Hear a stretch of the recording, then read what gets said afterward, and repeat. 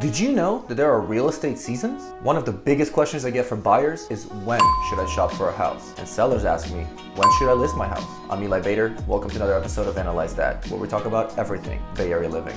Well, the real estate seasons impact the overall market in many ways. And in this video, I want to show you exactly what you need to know about the real estate seasons and how they influence the market. Real estate seasons in the Bay Area, they don't really fluctuate too much. You can expect a very slow and cold market in December and January with really not that much activity. February to June, well, that's our main real estate season as the market heats up from spring to summertime. And towards the end of summer, around July or August, we usually have a short slowdown as kids are out of school and people take their vacation. We do see the market picking up again September to November before we see the eventual slowdown and the cycle repeats itself over again.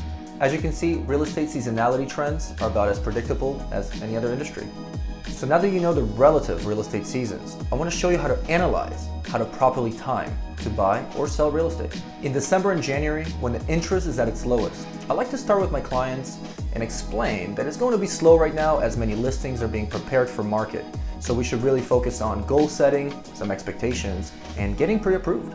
Activity throughout the year has died down, and the more time a home sits on the market, the more negotiating power a buyer will have, as the sellers are more likely to accept an offer at a reduced price. In the main seasons, from February to June, well, the holidays are now past, the weather becomes warmer, and there are less excuses and only more opportunities to make time to tour homes. The main real estate season is synonymous with competition. Data patterns show us that summer months are the busiest and therefore have more competition driving up the prices. The transition from spring to summer marks peak pricing due to local competition. Sellers get the advantage of the busy marketplace and multiple offers can lead to bidding wars, increasing the sold price. So as our limited inventory is coming to the market, as a buyer, you have to be backed by an agent to help you navigate the competitive Bay Area market and negotiate on your behalf.